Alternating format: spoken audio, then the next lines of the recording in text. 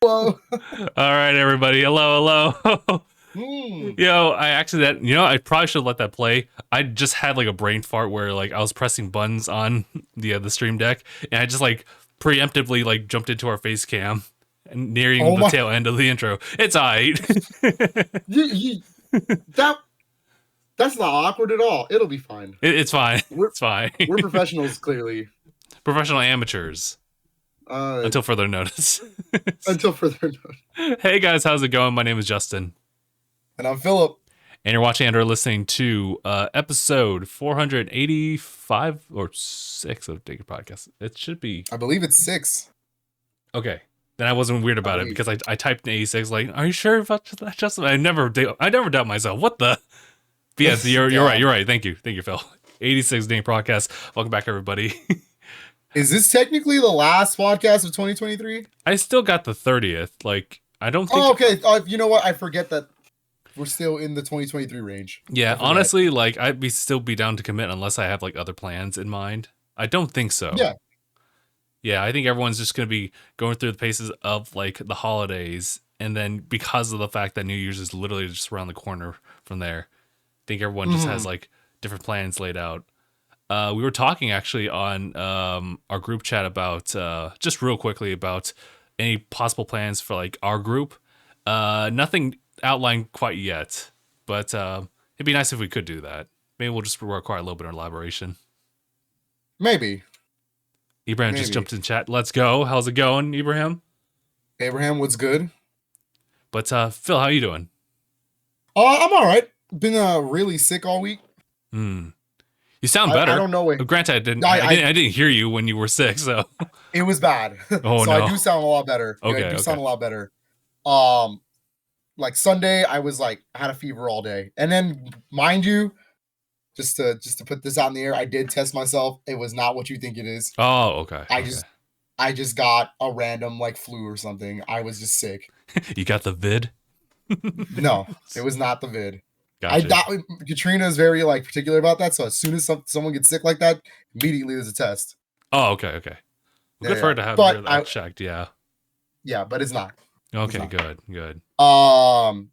Yeah. So I was in bed all day Sunday, like to the point where I couldn't like play a game because if I did, I would just like, because usually when I'm sick, I can at least sit in bed and be like, okay, I can try to get through this. Yeah. But I couldn't even look at a screen. Like I had the YouTube playing in the background for noise, and that was it. Not you too.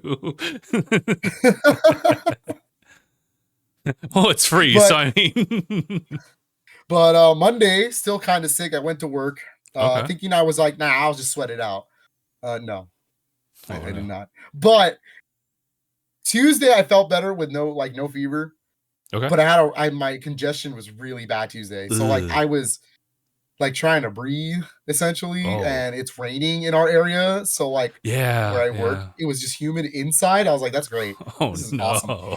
But really Tuesday, Wednesday, Thursday, my voice is kind of in and out. And I was having a really bad coughing fit. So I was just kind of like, I don't think I should stream like at all. That's fair. Like, oof. Yeah, but I feel better now. I do have a little bit of a coughing fit, so if it happens, I will just go this way. But I should be all right. Okay. I feel like 10 times better. Okay, that's good. Man, dude, that's random though. I don't know how I got sick. Yeah. Any group gatherings you've had in the past couple of weeks? There probably was. My parents or us. Oh well. Then again. Was it nice sick the other? I don't want to like spread anything. I haven't seen Anaya since. What was the last? No. Yeah, friend. That was Was he there for not things? Even? Not even right because he was sick at that point. Sick. And so he avoided everybody. You know what? I haven't physically had Anaya in this house in a while, so I don't think it was Anaya. I had him in. You know what? I don't know. Random getting sick. You love it. You love to see it before the holidays. Yeah, dude. I remember when like that was like a huge issue, like during like during shutdown period where you have to be careful about like who you would make contact with, literally, Close family, maybe, but and then like if one family member gets it, you're all bound to get it, and that was just like how it was. Unless you go through the proper procedure of like isolating yourself and stuff like that. But it's definitely at a point where that stuff isn't really like that extreme. So I'm glad that the world has recovered. Well, I can't really say that 100%, but I'm glad that like for our area, it's like relatively like neutral now. Yep. Let me see what happened like for me during this. In this past week, it's really just been like a heavy bit of like Pokemon like content. I've been just like in and out of it, like news, like especially since we're in the holidays. There's updates relating to Pokemon there, as well as like the DLC that I'm still not like 100% completing yet, and I'm just trying to like make a lot of content for that, like in shorts and whatnot. And then that's pretty much it on the Pokemon content. I've still continued doing Fire Emblem Heroes, just trying to pick up on like all the other meta stuff about that and jumping back into like playing some of those free to play games. Been trying to record a little bit of Mario Wonder. I only was able to record like yesterday. I saw. You know what? I was playing Demon Turf yesterday, and you saw like a nice little ping. You were playing my game of the year, baby, and I was like, oh man, finally. The charm doesn't go away. Granted, I'm still early on, so everything's still relatively new to me. But seeing like the flowers and how it changes the levels like entirely, and it's always just like a nice change of pace there. It's always going to be that till the end of the game. Like, trust me. Oh my God. Really good. That's good. But, the difficulty ramps up for sure. But yeah. Would you say the difficulty is like more like in the game or like in post stuff and special world stuff? Definitely post stuff. Okay. Definitely post stuff. But, some of the end game levels are no slouch, especially if you're going for the 100%. I definitely been I'm kind of slowly just doing 100% like world per world, so that's kind of my approach for now, where it's like there's a secret I can definitely get to. A big thing that they don't tell you is the secret exits. Yeah, that's kind of weird to kind of look at, because typically in a normal like Mario game, especially since Mario World, the yellow dots, like the yellow dot levels, mean there's only one exit, but the red dots means there's two. So that's the indicator that, hey, there should be a secret exit that you're missing. In this game, that's not how that is. They'll just tell you there's 2 Wonder Seeds and that's it. You have to go to the menu, like look at your like courses, and make sure that there's a big circle with a green check mark on the level. If there isn't one, that means you're missing something. Exit. Yeah, I think there was remnants of that like in the first world. I was like, this is weird. I noticed some of them are like checked, but was that one with 3 seeds actually showing 3 seeds, or was it just 2? And I just found it. Yeah, so the ones with 3 seeds means that there's a secret exit to get to. Secret exit. And would that something be something you might notice in the overworld? Like there's just like a path that you may or may not notice? Sometimes. It's really rare. No. Like I think the best example is the first world. That way we don't get spoilers. But like first world, you know how there's the part where you go through 3 splits? Yeah. Like the right side's to the castle, the bottom one's to the underground, the top is to this like weird area with it's that level with the bulls where you have to ride the bulls all the way. Yes. Okay. When you beat the level with the bulls normally, there's nothing. Nothing happens. It doesn't progress any further. But then you're sitting there going, it looks like you can keep going. What am I doing wrong? But then at the end of that level, that level specifically teaches you that there's secret exits, because there's a whole part where it's like, you can tell you can go further into the level, but it's like, why are you stopping there? You have to figure it out. Yeah. Okay. Gotcha. So I never even thought about like that level design being something that was to be implemented like in your mindset when you go into each and every world. Like if I didn't even like take the time to like investigate that one or even have that show up for me, I wouldn't have questioned any other world per se. But now that I have, it's like, okay, well, what is a path that I should like really take note of? Like as I walk past everything, is there something secret about that? And I would check like the status of each one, see if I got the check mark on that. And granted, there's not too many secret exits. It's just when there is one, it's like, oh, okay, I gotta find it. Gotcha. And some of them are easy, some of them are a little complicated. Okay. Man, like, dude. I think the second level, the piranha plant level, the singing one, that has a secret exit. Oh yeah, that's right. I went through it a couple times. Yeah. And I was like, how I'm missing something, because like how am I supposed to find this?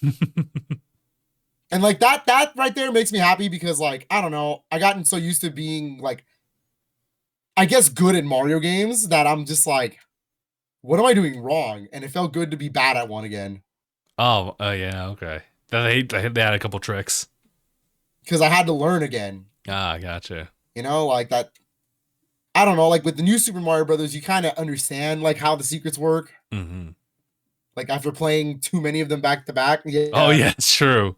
It's true. You actually had a whole marathon prior to it, so It's like you kind of learn how level design works in that game, and then you're just like, oh, all right, well, I already know where this is at. Got you. Oh yeah, just a FYI for everybody. This is kind of like a quick aside, but in the event that this podcast like just gets cut off abruptly, it's more than likely going to be due to a blue screen on my end. I'm currently trying to investigate that. Maybe not actively. I'm just trying to resist trying to buy anything to repair this PC. This PC has been with me since I think 2018 to 2019.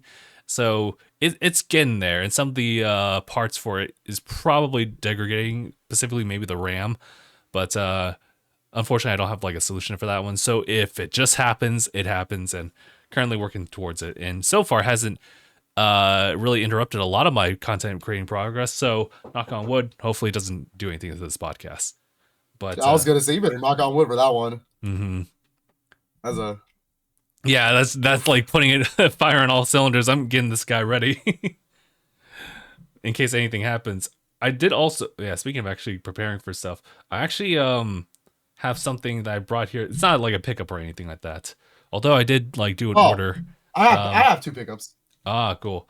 This one actually is it's game related, but it's nothing to do with like the actual games themselves. It's rather like a whole set of capture devices that I have here. I have right here the new Genki series of like Shadowcast stuff. If you guys know, Okay. yeah, they've done stuff like this before, whether it be like I think this guy or more likely you know about like their little Shadowcast like or covert dock, which pretty much serves as like a replacement dock whenever you're traveling if you have like a Nintendo Switch or other devices too. Anything that can just be like plugged in like through USB-C, you can actually have like a USB port here and an HDMI output. So that's super cool. It can also work with this guy. This guy is essentially a whole little mini capture device that can like capture 4K 60. Not too clean of like or that smooth, but it can actually do that. So you can actually just put these two together. And if you have like a laptop or like an iPad, you can actually do some like as long as you have the application on that device, you should be able to capture devices here. So that's a nice That's like what's way. up. It's a cool way to like capture things on the go. Is why I have prepped up and ready. Also, like if you just have your PC and it has accepts like a USB-C input, then yeah, there's that too.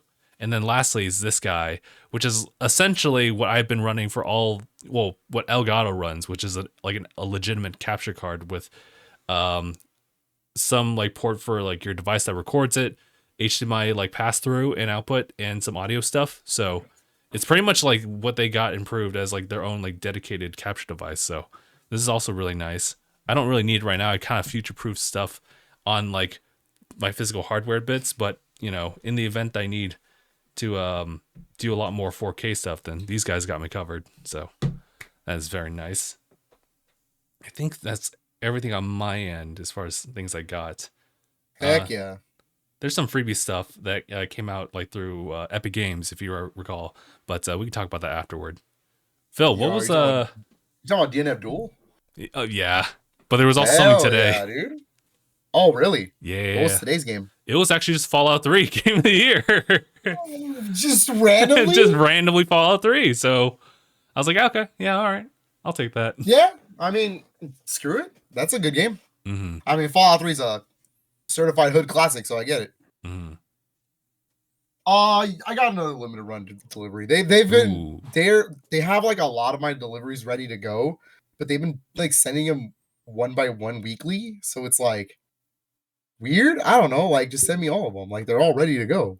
But what the big important one that I really want, well, one of the three, it's like not ready because I have that package includes like Quake 2 for Switch, Castlevania Anniversary Collection for Switch, and I forgot what else is in there, but I'm waiting for the Xbox version of Quake 2 to finish, and it's like it's not done.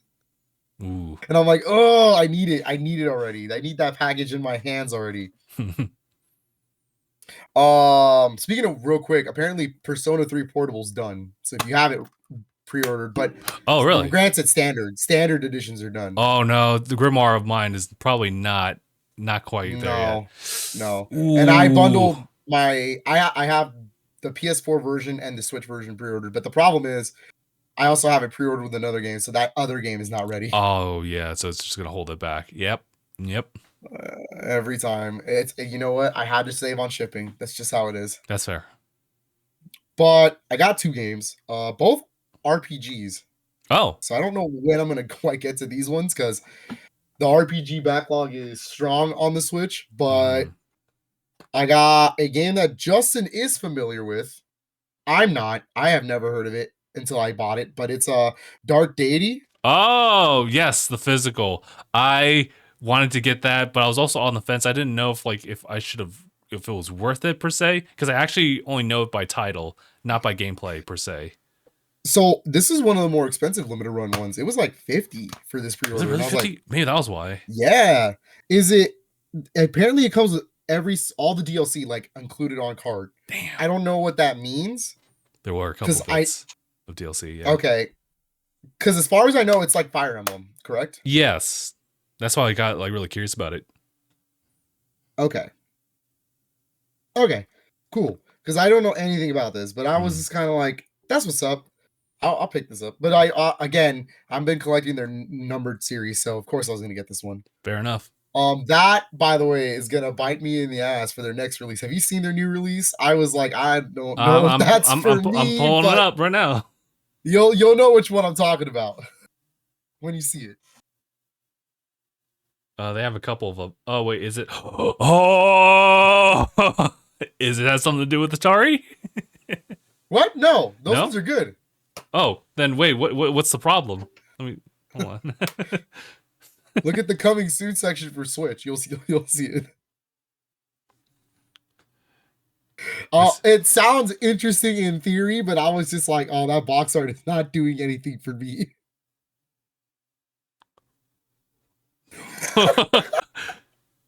Is it Princess Farmer? Yeah. Oh no. It's a match 3 puzzle game with visual novel romance style. You don't have to pick up every single one of them. I'm too far in this stuff. You could just like maybe get a spare like Switch box and maybe just print out the art cover and that's it. And you open it up and it has like a little like cutout of like a card that says "You thought." You thought. My other pickup is a really cool one I do know about, and I'm really excited to try it. This is a spin-off to one of my favorite platform fighters, Rivals of Aether. This is Dungeons of Aether. Ooh, I was curious about that one. Yeah, it's a dungeon crawling roguelike. A turn-based dice rolling dungeon crawler set in the Rivals of Aether universe. This is notable because one of the main characters, Fleet, she's actually going to be one of the main roster characters in Rivals 2. Gotcha. She's been confirmed already. So that's really cool. I heard people really like this game and they were cool enough to port it to Switch, and Limited Run did the physicals as like they did with Rivals of Aether. So I'm pretty happy. Okay.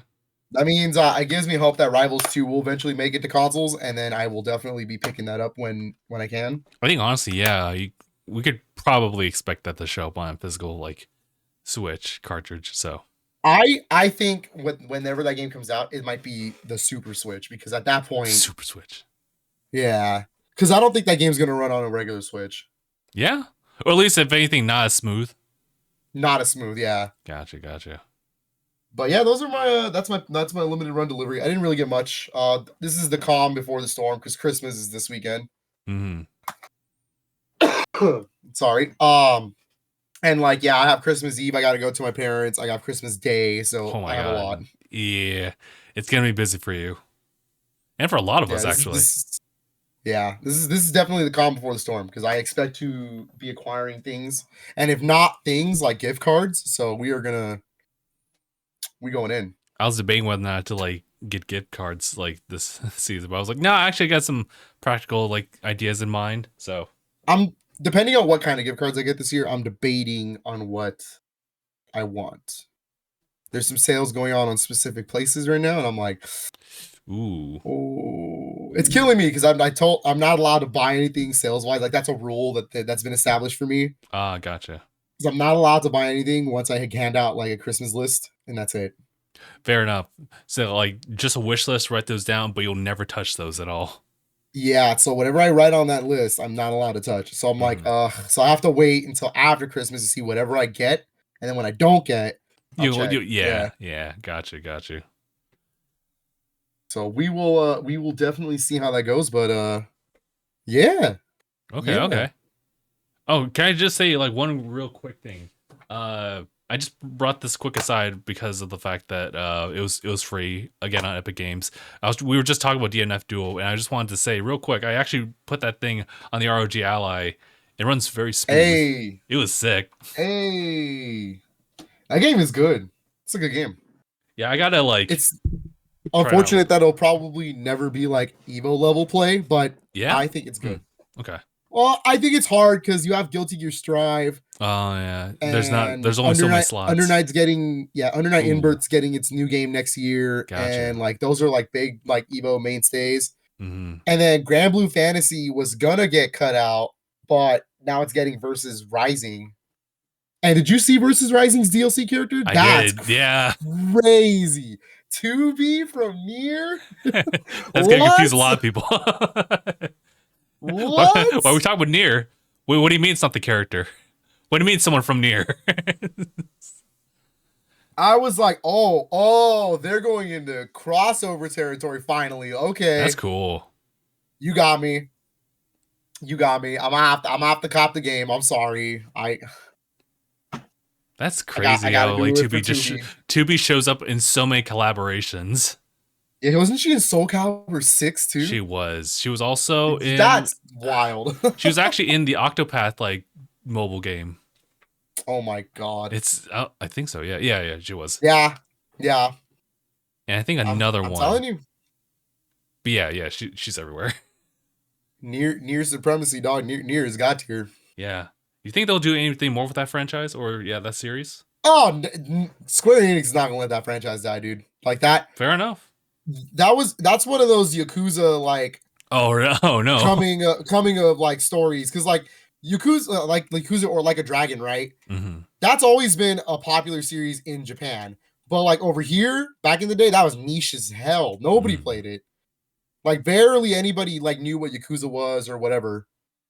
But once Yakuza 0 came out, and this is on a more like modern like console, PS4, everyone's like, oh yo, this is amazing. And like all of a sudden, everybody became a big like a Dragon Yakuza fan, and I'm like, what the? where were all you guys like? But then because of that, they were able to port basically the whole series, which is very nice. Yeah. So the same happened with Nier. There was Nier on PS3 and 360. It wasn't a good like version of it because we got the, I guess, censored. I guess it's censored for us. Not in the context of like content, but it was like censored in the story. Like instead of it being like a younger brother, you're like a dad and you're like an older dude. Yeah, the character model was completely changed to, I guess, to Americanize it or something weird like that. I don't recall. Yeah, and that's OG Nier, right? Yeah, it's Nier Replicant is what we know it as now. Oh, okay.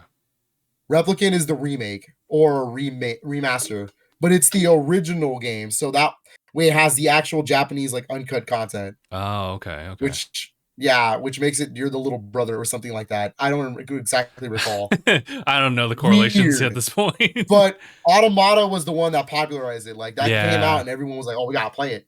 Mm-hmm. And yeah, you're right. That game is really good. I gotta like jump into it. I have both games on PlayStation 4, so just waiting to I have find an them on opportunity. PlayStation 4, and then I have the Switch version of Automata. Yeah, you know what? That when you talk about like the differences between that in the sense that it has a higher resolution, maybe not the frame rate, but higher resolution, that does give it quite a bit of a selling point. So I like impossible ports. That's just what it is. mm-hmm. It's like the Doom thing, right? Like I like to see it run, and then it's crazy when it does. Because when you think about it, you're like, this is just a tablet. Mm. Oh, you Like know, how yeah. is Nier running it on this? Man. Oh, you know what? That reminded me. Impossible ports, kinda. When I was actually doing some recordings with this guy, the Shadowcast. When I was putting it on my iPad, I had to run it through like an app and everything like that, and it had all these different options for like the screen resolution, the frame rate, so you can actually just adjust it accordingly. There was a weird thing where I was playing Mario RPG for a little bit just to test out the recording, and I found that you can actually downscale it not just by like 720, but you actually like put it in a different like size ratio. So I got a 4:3 like 480p recording of Mario RPG Ooh, remake. It was so that weird. actually is useful when you're playing retro games. Ah, fair enough. Yeah, yeah. Because a lot of the games are mostly 4x3, so you should be fine with that. Hmm. Or when you play your Switch Online games and don't want to see that ugly ass border, you can always just do Oh, that too. I should try that. Yeah, that's actually a really good thing to try out. Because that's a sin. That border is an absolute sin. You know, I was playing it earlier. I was like, you know, I can't not ignore it. Yeah, like it's like unoffensive, I guess. Like it does, it's kind of there. Yeah, sure. But it's also, you kind of have that feeling where you know it's only there because Nintendo doesn't want anybody to copy it or something. I guess so. Like it's security reason Mm, kind of, and it's just kind of like I don't know. I've said it before, but I'm a person who, if you play retro games on modern consoles, I hate borders. I hate border art because it makes the games look tacky. It's weird. mm. No, For I kind of me get you. Yeah. personally, it makes the game look tacky. Okay, okay. Um, if I have to have it on in one game, it would be the Mega Man Zero/ZX collection, Hmm. but it's specifically only on the ZX games because of the way those are displayed on a modern screen. Hmm. Because half the screen is the 4x3 screen, your little bit of the bottom right is your touch screen, Oh, yeah, yeah. and then so you have that little piece of area that's missing with nothing. So I was kind of like, all right, I can fill something in there. I feel that. But everything else, like I can't stand borders. Like they look weird. I don't know. Hmm. They make the games look older than they actually are. I guess so. I kind of like it for not just decoration, but kind of like as a way to kind of celebrate that particular series. If it's like a particular type of Sure. like art style, obviously, if it's just kind of like, oh, I'll just throw some like known characters like in front of the screen, then I'm like, yeah, it's kind of whatever. But if it's like some cool like artwork and stuff like that that we kind of know of, then it's like, ah, okay, that's actually pretty dope. But I don't think a lot of them do that per se. I think it's a I don't case know. by That's case. just me. Gotcha. That's a case by case thing. Because for me, it's just I don't know. I immediately look through the options and I'm like, I gotta get this Yeah. off. I gotta That get out of that here. and that and no CRT filters. Like I guess some games look good. Like Hmm. some collections do it right, but really like CRT filters kind of look weird. Gotcha, I'm gotcha. a person that leads raw pixels. You know what I mean? Hmm.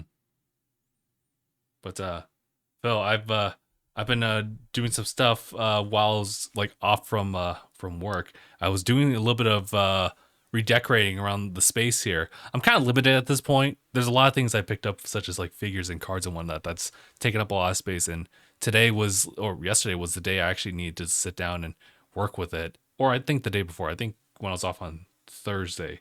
So I'm not sure if you can like kind of notice it. I got like photos here too to just kind of demonstrate it too. But here, take a look as I zoom in real quick so you can like get a focus on it. So we have like a whole array of like amiibos just like plowed like or Whoa. like stacked Okay. on top using the whole boxing method, so you can see levels on them. Some other things Okay. along the side here.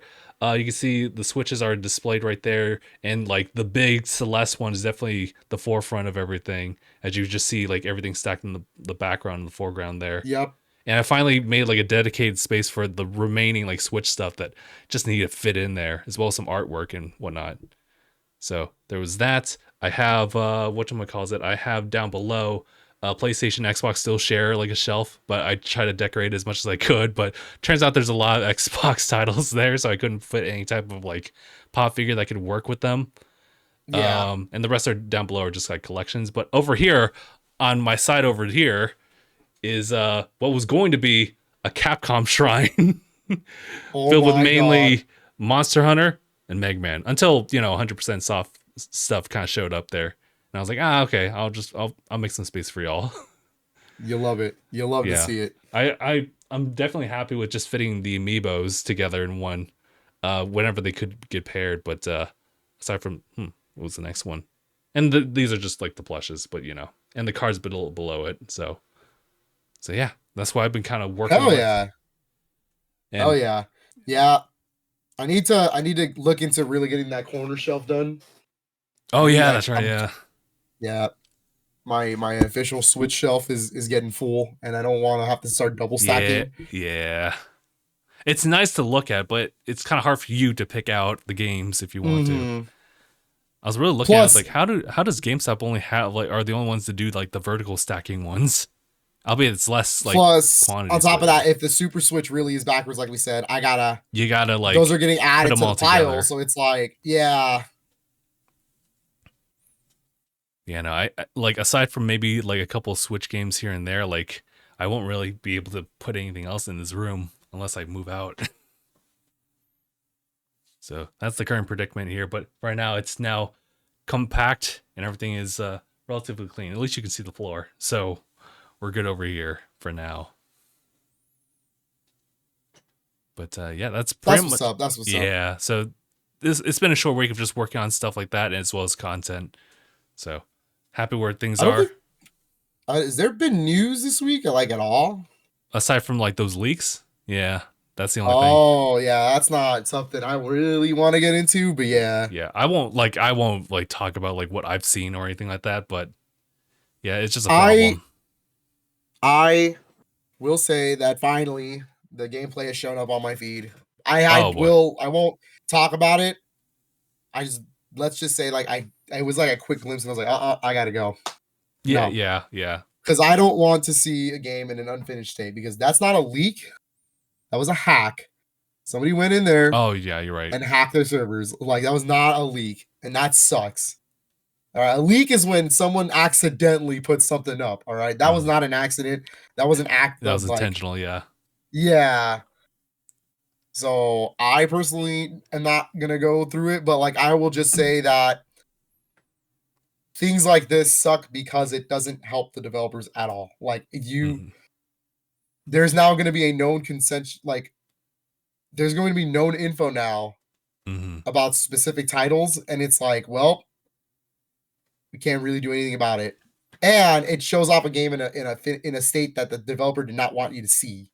Correct, because even if they were to say that it's not in complete state, it's like it was out of their control. They could control exactly like how it would be showcased to people. Now people have like already impressions on the game prior to it, like being, even though they know it's like a work in progress, they'll still have that in their minds that like this is what it's currently looking like, and that's the conclusion they'll have to draw just based on what they've seen. It's not really, but as you said, it's just not a really good general picture people getting of that. So for people to know, it's Insomniac. Insomniac Games is the one that got leaked or hacked. Yeah. And apparently it was this group that was asking for a $2 million ransom. And obviously Sony and Insomniac didn't bite. And so they actually did end up like showing off all the info they stole, including all their employees' data, sales figures. Yeah, sales figures for everything. I do want to touch on the sales figures in a little bit. That is something I would like to touch on, but that's not because of the thing. It just so happens to be part of that.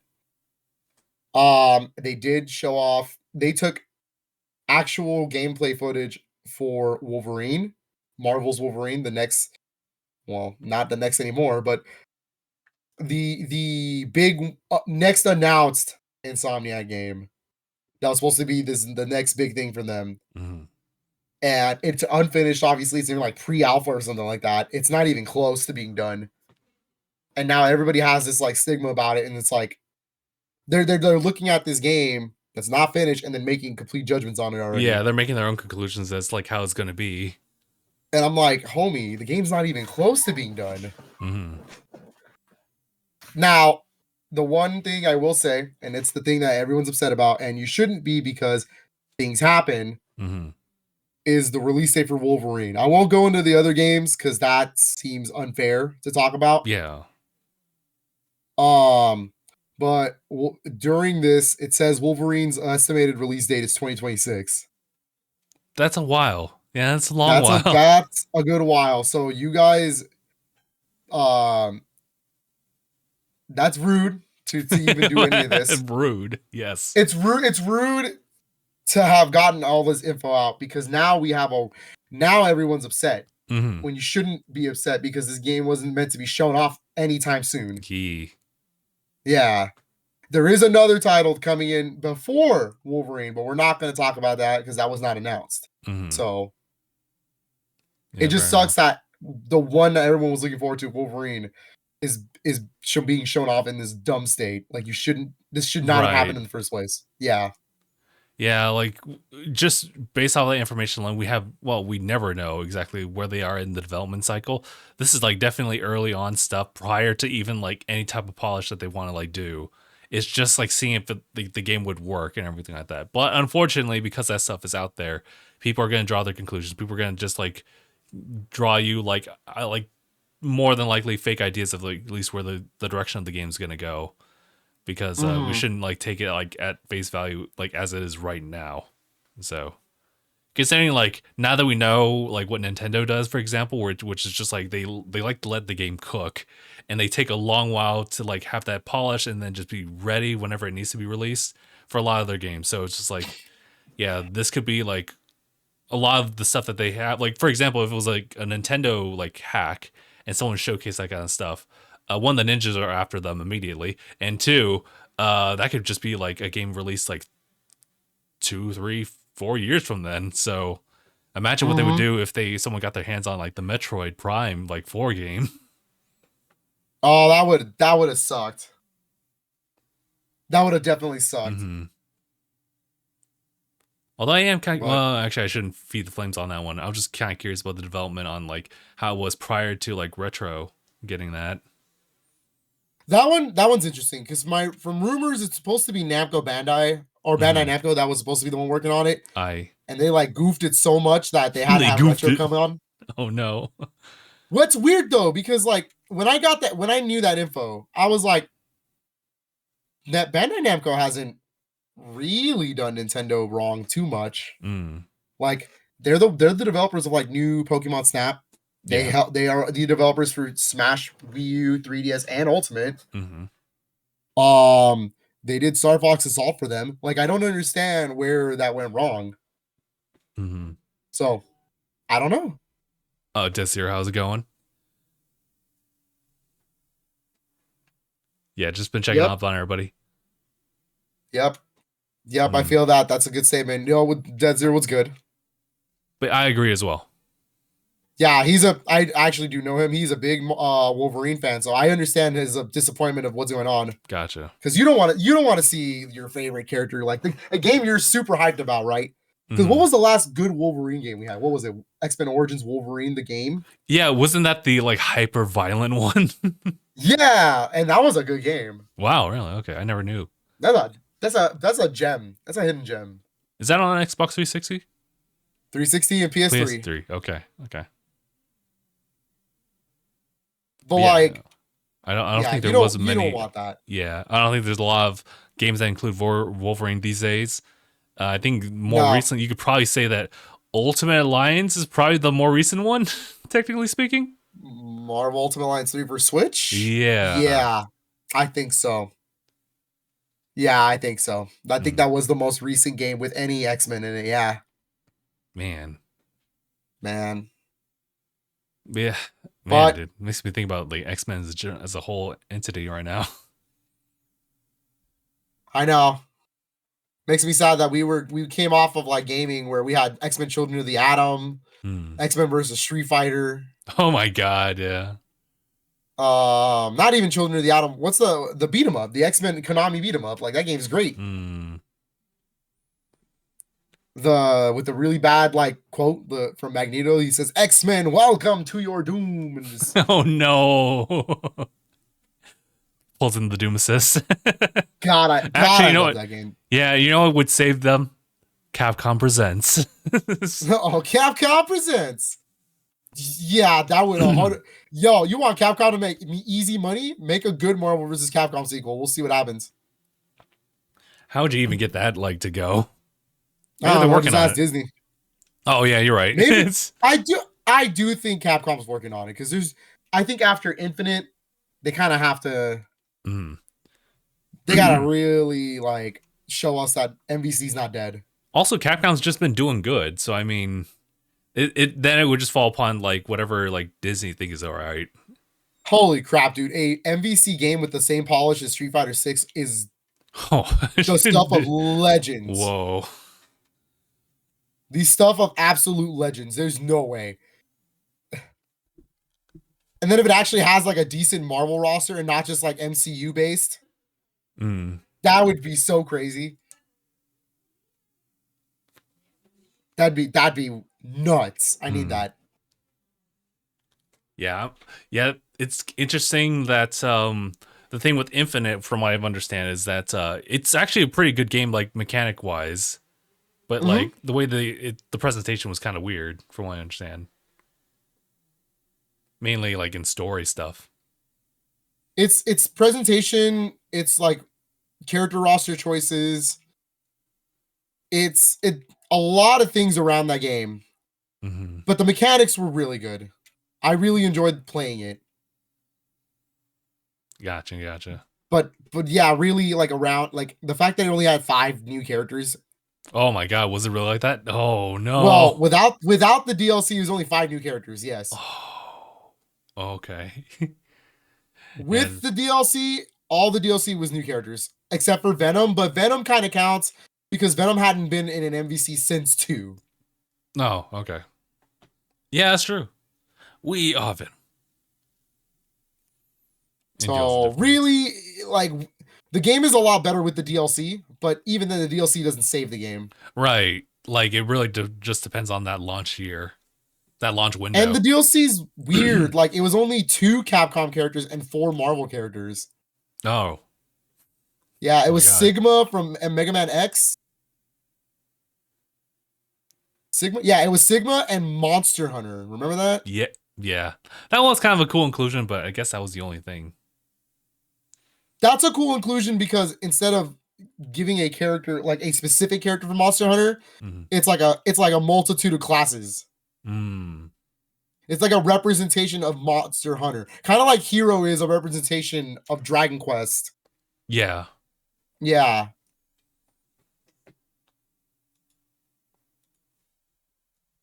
But I don't think there's really anything else that was super big to happen this week. Yeah, you know, it's just about people just getting like gifts together. Everything's up.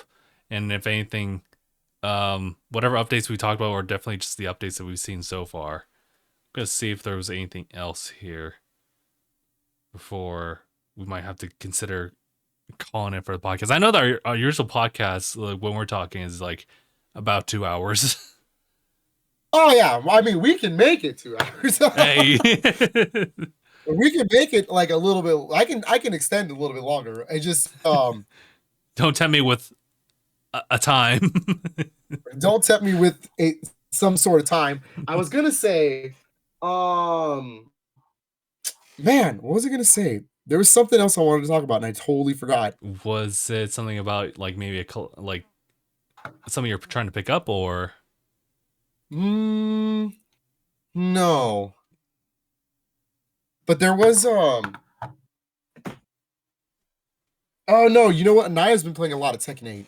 Oh my god, yeah, okay, all right, we can talk about that. An ungodly amount of Tekken 8. And you know what? It's pretty good. Yeah. Have you been playing it? I played the demo finally. Oh, cool. So it's pretty good. That's essentially available on like all of its respective platforms. So yeah, that just released on everything. And you know what? Wow. It wasn't like I was obviously always gonna get Tekken, but man, that game is good. That's the Street Fighter 6 of that series. Like, oh man. That's crazy, like how smooth that game. Like, it's a very exciting time for like just the fighting game community. Like Street Fighter 6 is like one of the more latest games to like release this past year. I know that like Rising just came out like as far as like last week, and then now like next year, like early next year, is gonna be Tekken 8. You have Tekken 8 in January. You have Under Night in Birth, the next new game, not a big update, the new game in February. I don't know the whole name of it. I just know it's Under Night in Birth. Yeah. .exe. I don't remember the full name. It's hard. But that one's coming. Guilty Gear still getting new characters. That's true. Oh jeez. Killer Instinct just had its 10th anniversary update. Oh yeah. KOF 15 is still getting new characters. It's like, man, what a time. What a good time. And let's not forget that Street Fighter 6's next character should be soon. I think it's Ed. Ed is the next character that should be up. Okay. Might be at the beginning of the year, but it's Ed is from 5. He's who is he? He's the adopted son of Bullrog. When I talk about the Heavenly Kings, I'm talking about America. So like Bullrog is the boxer. Just so everybody's clear. Because Bullrog in Japan is Vega with the claw. Gotcha. But Bullrog here for us is the boxer. So he's Bullrog's adopted son, but he's supposed to be a new body for Bison. Ooh. I wonder how he was saved. Oh, really? But yeah, so his input, if he plays like 5, he's going to be an interesting character to have in Street Fighter 6 because I don't think Street Fighter 6 has a character like that yet. He has smash inputs. Oh. He doesn't have normal traditional like quarter circle or charge move. He's literally side attack as a smash character. Like Leon, there's side B, up B. Yeah, he's one of those. Okay. He was one of the first like characters ever to have that kind of input, so it's kind of weird. So I wonder how that character is going to actually play out. Because who's left? It's Ed, Akuma,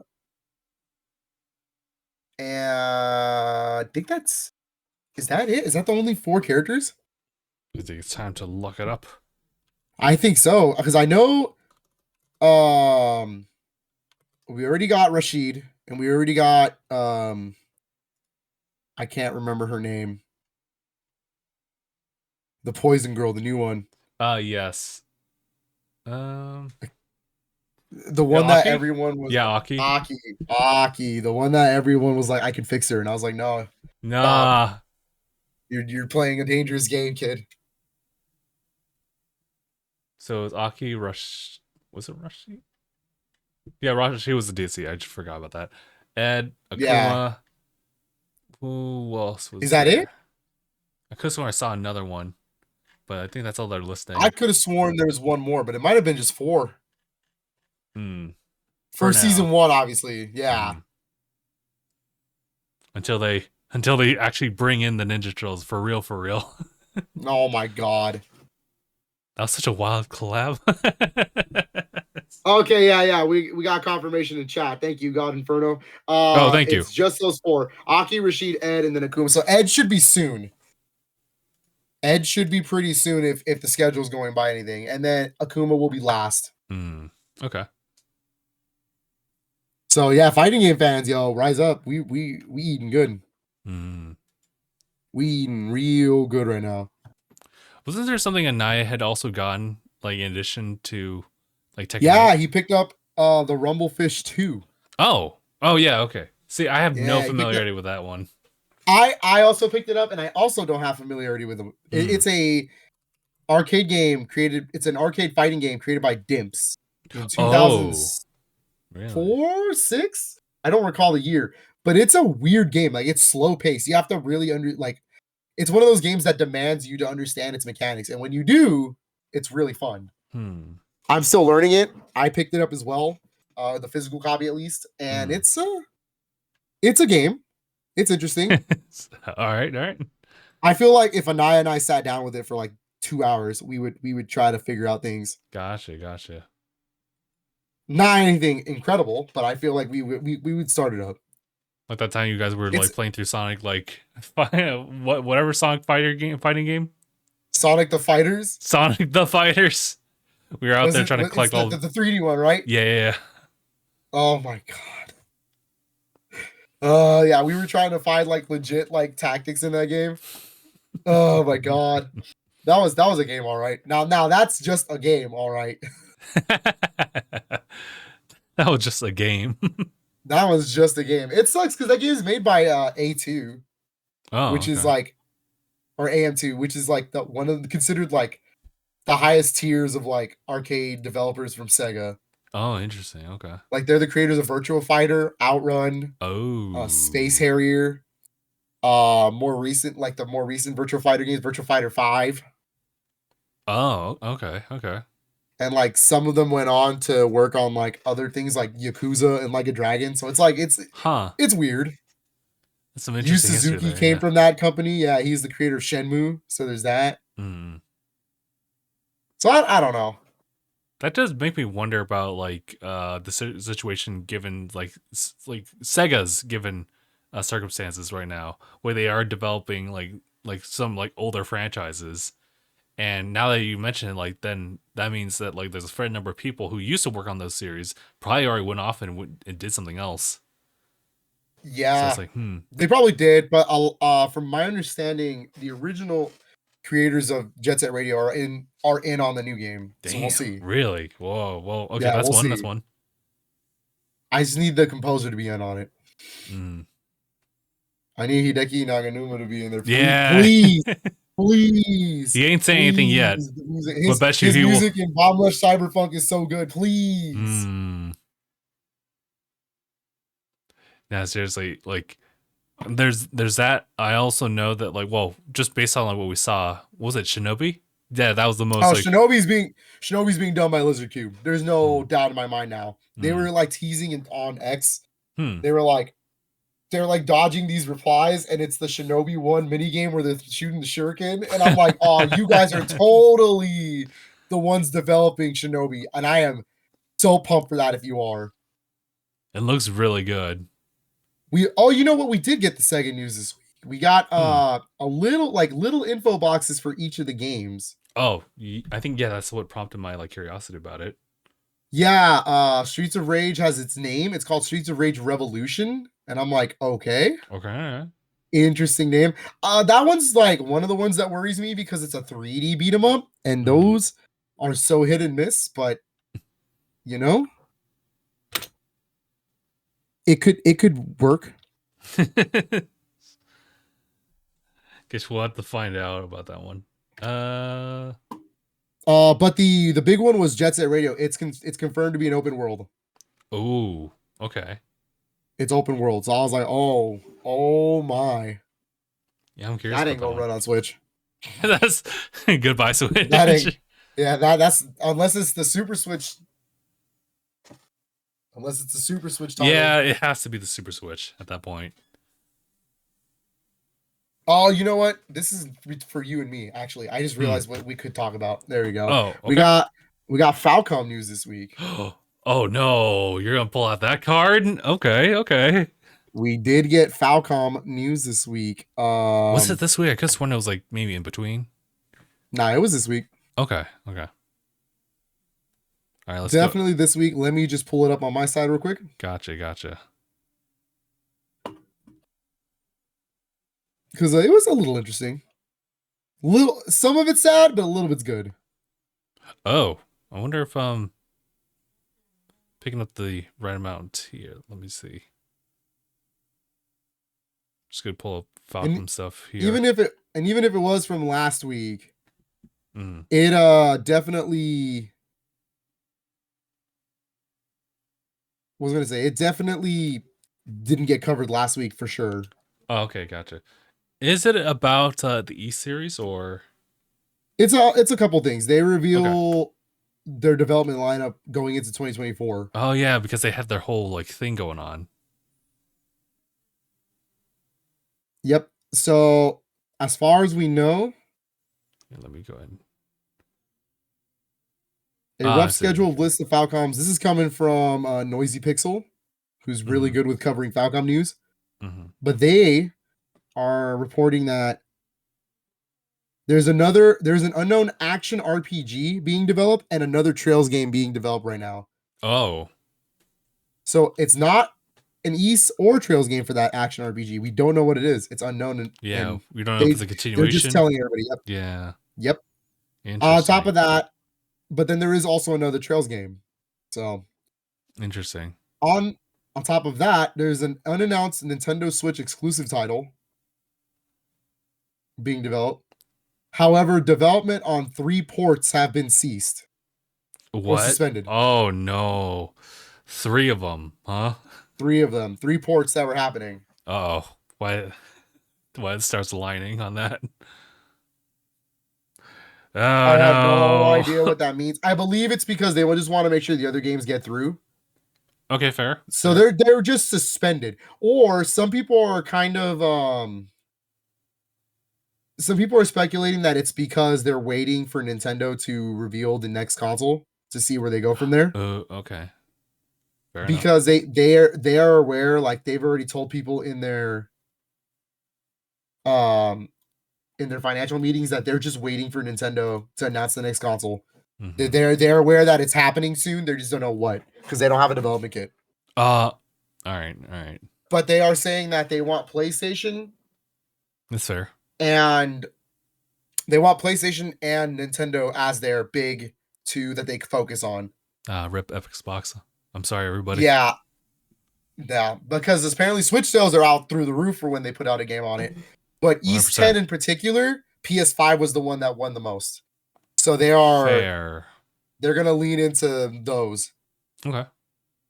Now they're blaming East 10 sales for Switch because of underpowered hardware. So I'm assuming they're waiting for the next version. Okay. So we'll see. I get it. We'll see how that turns out. I get that. But I just want more East games, you know what I mean? Yeah. I just want more Trails games as well. But Trails Through Daybreak for us in America is still happening next year. Getting its first official Switch port, so that's cool. I hope it runs well because that game is a PS4, PS5 game in Japan. That series specifically, that's kind of transitioning from like turn-based, right, to like kind of like 50-50? 50-50? Okay. Yeah. Yeah, I feel like if it is turn-based, then you could definitely get, like, you can cut some corners here and there. Maybe. But yeah, once you start getting into, like, more the action RPG, where, like, it's demanding to see, like, a lot of visuals in action, then, yeah, that's where you'll start to see it. I'm thinking if Falcom wants to make money while they're doing this in America, they should at least port the ones that exist already on Switch. Like, or bring them over, because they're on Switch already in Japan. That'd be Trails of Cold Steel 1 and 2. And East Oath and Felghana. Oh yeah. And there's one more I'm forgetting. East 10. There it is. Those are already on. That one just needs to be brought over in general. But yeah. Localization is definitely having a field day with all of them. Potentially. Hopefully, because Trails of Cold Steel 1 and 2 has been out for a while and they haven't done anything with it. Yeah. So maybe one day, I hope. But you know what? Abraham has definitely reminded me about a big news this week, and I don't know if you covered it. Because that was a random trailer and out of nowhere. Knowing to get more Pokemon content is kind of crazy. Kind of crazy. Yeah, I see what you mean. Okay. So I believe it was earlier this week that we had just a random pop-up trailer for what they are calling the epilogue for the DLC. And it's a whole different scenario. It takes place a little bit after what was it, Indigo Disc. So pretty much at the end of like the DLC like pack as a whole. I think everyone was also just talking about like the DLC generally speaking, if not Indigo Disc.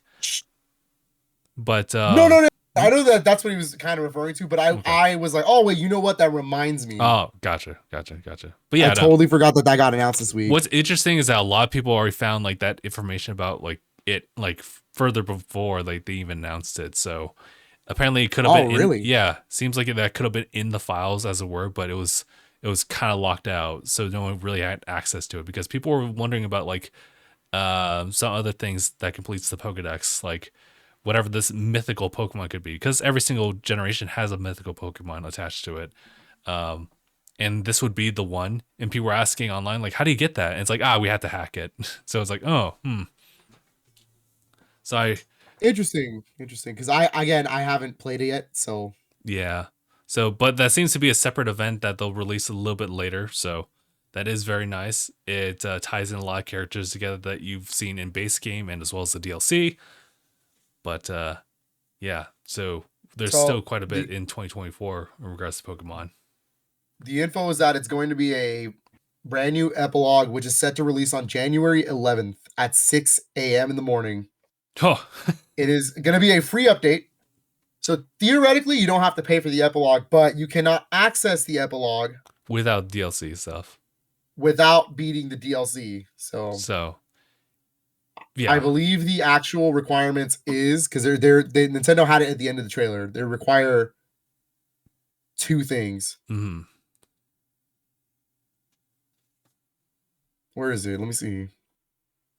I do remember they said a little bit there. I might have to just pull up the trailer, silence it, and then just go from there and see it. Here. That might have to be the case. Let me see. I got you. No, I got you. There's like 2... Nah. Whoa. Whoa. What's happening? Oh, I should probably talk about this. Yeah, no. If anyone's like playing through Pokemon regularly, there are like mass outbreaks happening right now. For Delibird, they usually do this every year, where there'll just be Delibirds like showing up in like whatever game we're focusing on, and there is a potential chance to get a shiny, and I did get one yesterday. So I just have a somewhat more like pinkish magenta like Delibird just chilling out, as well as 7-star Iron Bundle. So I got you. It's so to play the Hidden Treasure of Area Zero epilogue, you must 1, complete a certain post-game event in Pokemon Scarlet or Violet. Okay. A certain event. And 2, complete the main stories of the Teal Mask and the Indigo Disc. Okay, I'm good then. Ooh. Yeah. Let's go. So you know what, that's cool. More content's cool, especially if we're not going to get another Pokemon game until late next year. Mm-hmm. Because I'm betting on it. So yeah, like I'm really curious because it really feels like the epilogue for the DLC might just be it, unless they decide to go for something else. It depends. Is the Super Switch going to be out in time for a new Pokemon game, or would this still be a current Switch game? Like hypothetically, that would probably be like a 2025 release, like hardware thing. So it could be a thing where like Nintendo. Well, supposedly it's going to be next year. Supposedly the hardware is next year, if everything aligns. Really? I personally think we'll get an announcement of it next year, but I don't think it's coming out next year. Okay, yeah. Announcement next year, but now release of next year. Just a general announcement. But I don't. This is Nintendo. Last time they announced the Switch, it came out within the next 4 months. So you're right. They do that. They do that. So sometimes. It's like,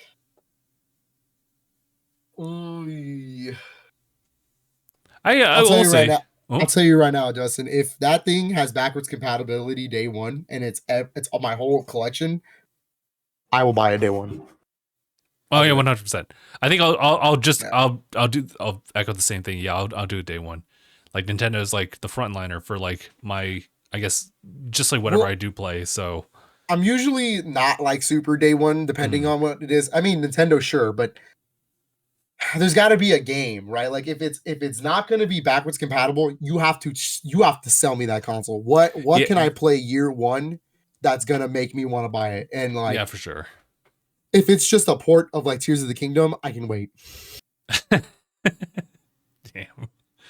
Or Breath of the Wild. Just saying. An updated version of Breath of the Wild. If you're telling me it's just Breath of the Wild and Tears of the Kingdom in 60 frames, first of all, that's cool. But second of all, like, what if it's 4K? I need what was 4K? Yeah, I need you to actually give me a reason to own these games, to own the next console. You know, I've said the story before. Like, I wasn't gonna get a Switch day one because I could play Breath of the Wild on my Wii U. It was fine until they showed me Mario Odyssey, and I was like, "Well, you got me." You know, I do want to address something from Ibrahim as far as like the DLC and what everyone's like calling it. You know, teach their own. I think generally speaking, the DLC for Indigo Disc, if this is what we're referring to, teach their own for sure. You can definitely still enjoy the game, but also accept the fact that there are a lot of technical issues with it, and that's all stemming from the base game and how it was originally developed, because they still do not like touch up on the improvements on Scarlet and Violet. So, yeah, I think unfortunately, it just didn't really get the level of polish that it should have deserved. And it was just kind of like pushed out there.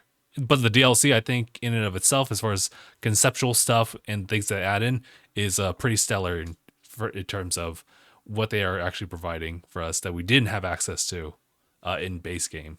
So that's just my general take on it. I personally enjoyed it, so I'm just happy to get my money's worth on that one. And honestly, if they just stop like right there with Pokemon Scarlet and Violet, then I'm kind of happy with that. I'm totally okay with that, but and we'll see. I still want Legends 2. I want Legends 2 because I think they've hit a gold mine with that one.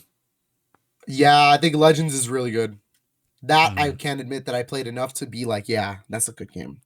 I haven't beaten it. That's also a game I have not beaten, but it's a good game. But yeah, what were we just talking about? I think we were just talking about like the Super Nintendo Switch. Yeah. Like we're getting, you know, it's just funny because we're getting at the end of the year. You know, the Switch is done this year. We're done. We're done with the big new releases. Yeah, I think the big first Switch release next year is Another Code Recollection in January. And like, it's just you keep seeing these ports, and I'm cool with remakes and ports, especially because Nintendo is known to do this at the end of their life cycles. We're just gonna get a bunch of remakes and ports, and I'm totally okay with that. But I think the last new game is going to be Princess Peach Showtime, and I feel like Nintendo's going to wait until around that time to start talking about something else. You know, they could do that. It really is just Princess Peach Showtime for now, right? As their last big new game, like new original game, yeah, it's just Princess Peach Showtime. Everything else that they've announced, well, okay, Metroid Prime 4, which who knows when that's coming out, dude. And also the ports 2 and 3.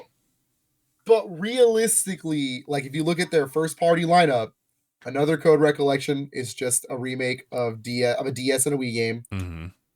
A good DS and Wii game. I'm really looking forward to that game. By the way, I haven't tried the demo. I know it's up. Is it up for that? Oh wow, it's been up. Yeah, there is a demo that's up for it. It's literally the first 30 minutes of the game. I'm also being told that Nintendo has specifically said in the new trailer that you cannot access the Wii sequel until you beat the DS first game. Oh, okay. You have to beat the first game. You can't just choose it.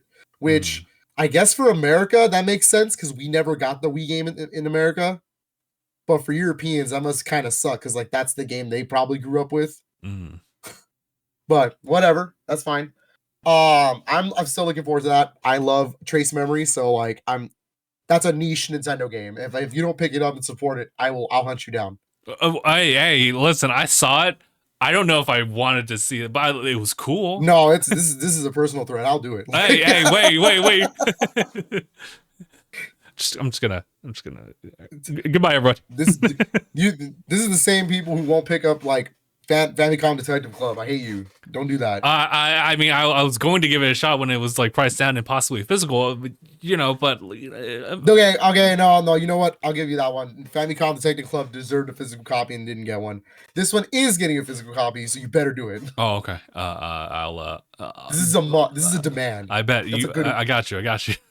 I promise you, it's a good game. I promise you, it's a really good story. It's a really good game. It's like a very adult heavy story for Nintendo. Like, but yeah. February's Mario versus Donkey Kong. You don't that one you don't have to pick up. I'm not gonna force you to, but I love that game. So I did like the little bit of platform puzzle based stuff. It's a sequel. Okay, the original game, because this is a remake. This is a sequel to my favorite Game Boy game, which is Donkey Kong 94. Yes. So it's like I gotta play it. I gotta do it. I might play it with Katrina because it's got co-op. Oh yeah, that's right. It does. Toad. Yeah. So yeah, that's right. Yeah. So that one might be it. And then Princess Peach is in March. Yeah. And then all we know is Luigi's Mansion 2 HD and Paper Mario 1000 Year Door remake, and that's it. Do you remember? And those have 2024 dates, and that's it. Okay. I was going to ask you, Phil, what is the timeline for like Nintendo Directs that we see like as a common occurrence? Yeah. Your first spring one, if you're lucky, if I've been keeping it up right, you're looking at February or March. Okay. Mostly February. That's actually pretty close. Yeah, a lot of people don't realize how close it is, but yeah, February is usually when you get a direct for their spring stuff. So like they'll talk about things up until like summer. They'll go a little bit further than that, but they won't go that far. And then the next one would probably be like June, July, and then September again. What was that Persona 4 thing where it was like June's? Oh yeah. Oh, every day's great at your Judas. Okay, gotcha. So if we're going to see anything like new releasing later in 2024, mid 2024, or like early 2025, and excluding like a whole new hardware thing, then it would just be then. Well, see, the new hardware thing is kind of the wrench in this time around, because now we're getting to that point where if we're expecting new hardware, the best case scenario is they don't do a Nintendo Direct in February. They wait till March. They talk about this new console. And then they tell us, hey, it's coming out this year at the end of the year. And then they have a big summer Direct where they start announcing games for it. Because I think if I was Nintendo, I can get away with only talking about these remakes that are announced right now. Because we still don't know. We know Paper Mario is happening, but what's changed? What are they actually doing to that game? What are they actually doing to Luigi's Mansion 2 HD? And I still personally think Luigi's Mansion 1 is going to make it too. I think it would be very unwise of Nintendo to not put the entirety of it, Yeah, considering they've done this with Pikmin, they've done this with Bayonetta, they've done this with a lot of other series already. And they're pulling from GameCube and Wii for most of their ports and 3DS. So it's like bring on Luigi's Mansion 1. If it's just the 3DS version in HD, I'll take that too. Yeah, fair enough. Because at least that one has the Guigi like gameplay. You can do Guigi co-op in that game. So if you can do that on a big screen and actually make Luigi's Mansion 1 a 2-player co-op game in the same room together, that's actually really cool, because that would actually be a real reason to own this version. Because the remake has Luigi, but you need 2 3DSs, and it's like yeah. But I feel like and especially also because they're using the European name for Dark Moon. They're not calling it Dark Moon for us. They're calling it Luigi's Mansion 2. So yeah, I think 1's got a shot. I would definitely love to have the entire series on Switch. Let's see.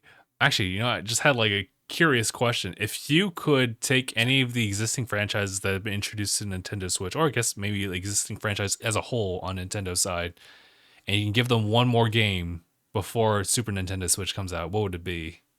Oh, before Super Nintendo Switch. Okay, because I had an answer if you were going to tell me to put it onto the next console. Introduced this generation, like in the Switch. Ooh. It's actually like at the tail end, so it's like one of those things where like sometimes it might be good to have like for example, ARMS, right? What if ARMS just gets a resurgence, but I can also see it as something you put into like the Super Nintendo Switch. ARMS is my one game. I was gonna say if they continue the next game, if they put a new game into the next console, it would be ARMS. I think ARMS still has a shot to get a sequel. On like ARMS is a game you don't keep making sequels of. You do one per console generation, as Nintendo usually does. But I would be cool with a new Donkey Kong Country. Oh, okay. We don't even actually have a real country of our own to claim on the Switch. Oh no. Oh, yeah, you're right. It's Tropical Freeze, isn't it? Tropical Freeze is incredible. It's just a Wii U game. True. Okay. So, like, Tears of the Kingdom is really the true Switch. Sorry, the true Switch Zelda like exclusive, because Breath of the Wild was on both. True. So it would, for me, like Donkey Kong Country would be pretty crazy to get a new one of. I'm looking at my first party list. I have it in front of me. Mario Party? I guess there isn't been like an actual like numbered Mario Party. Maybe? Because we only have like Mario Party, Super Mario Party and Mario Party Superstars. I'm still waiting on Xenoblade Chronicles X to be ported, damn it. Oh my god, yeah, I guess you could do that too. Because if you're gonna port Wii U games, there's only 3 left. Like I keep telling everybody, there's only 3 realistic choices left. It's like Xenoblade Chronicles X, The Legend of Zelda: The Wind Waker HD, and The Legend of Zelda: Twilight Princess HD. What are we waiting for? Like, that's free money. Nintendo, if you're just gonna do remakes and remasters, there you go. Just throw those for the year. And I will tell you that people will not be mad. Also, Poochie and Yoshi's Woolly World, please, because Crafted World ain't cutting it. Okay. Fair enough. That's my personal want for like Wii U port, but I know that it's not gonna happen. But even if it is happening, they can do the Hyrule Warriors route, where it's like Hyrule Warriors can be. Oh yeah. Hyrule Warriors has the 3DS content, but it's the Wii U game. So I want that with Poochie and Yoshi's Woolly World. I want Yoshi's Woolly World, the Wii U version ported, but it has the Poochie content for 3DS. Fair enough. Do that. But no, God Inferno is also on agreeing. Swear to God, Xenoblade Chronicles X is literally the only Xenoblade game he hasn't played. I agree. I have it. I've played it. I haven't gotten super far into it, but I know that I would sit down with it if it was on my Switch, because I can at least take it with me and like make progress everywhere I go. It also makes sense since like they're all on the Switch now. Xenoblade is more popular than ever. When X came out, it was not that popular. It was like that series that everyone was like, "Oh man, thanks Nintendo for giving us a big boy RPG." And nobody thought it was going to turn into this big old franchise. And I understand that X has nothing to do with the current like storyline. That's fine. Just give us the damn game. Yeah. Just surrender it. Just why is it locked to a dead console? Like, it makes no sense. Let me unplug my Wii U, goddammit. We gotta follow up with Monolith to see what they're working on. They're pretty hush-hush with it too. I was gonna say, if Monolith is working on something new, okay, that's fine. But like, man, X is like just waiting to be ported, homie. It can run on a Wii U. It can run on Switch. Don't give me that crap. That's true. Monolith are actual master craftsmen of what they do, because they were behind helping out Tears of the Kingdom. And if I remember correctly, if it was true, they were actually assigned to be working on Pokemon. But, you know, Tears of the Kingdom was like up there, and they were like, all right. Good luck, Pokemon. Game Freak, you on your own. Ooh. So Little Town Hero 2? Or are we just are we carrying out with Scarlet and Violet? Oh my god. Oh no. Look, I'm just saying they can do it. All right. They could do it. Xenoblade Chronicles X can make it. TLDR, yeah, if they can, if they in the Wii U you can actually control giant mechs and fly over what's essentially a huge overworld, then they could do this. Justin. Yeah. I do have to go. No, well, actually, should we go ahead and wrap up, because I'm pretty much good too. Yeah, I'll just do one more comment. Yeah, Nintendo, if we're just gonna make the last year of the Switch just remakes and remasters, I'm telling you, just give me that Luigi's Mansion 1 port. Just give me that Xenoblade Chronicles X port. Give me those 2 Zelda ports, because those have been long rumored to be already running on Switch. Mm-hmm.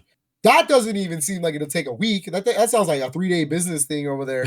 That's free money. Just give me Wind Waker HD and Twilight. Like, you don't even need to do anything for those. And yeah, that's about it. And I guess I'll echo what God Inferno was saying. Yeah, just bring in like Xenoblade like X. Like that. Yeah. That shouldn't be too hard. Oh wait, no, I lied. Also, yo, come on, let's not make sure Metroid Prime 2 and 3 are also on the docket, because there's no way that 1 gets the remake, which is my favorite one. Gets the remaster, but 2 and 3 get left in the dust before 4. Nah, let's not do that. Let's make sure they all come over too. That's fair. Yeah, otherwise, I'll throw something like wild out there. Bring back Pokken like as a sequel. Let's do that.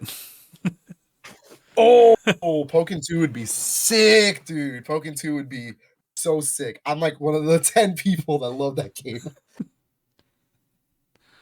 Because I do need to actually like try that out at some point. It's fun. One day we'll sit down. I have it. Okay. We'll play. I have the DLC. We'll do it. Yeah, no. One last thing. Playthroughs on YouTube, yeah, they definitely help with just like getting people like introduced to that series. I think that's kind of like the same story with Xenoblade Chronicles originally, if not last story.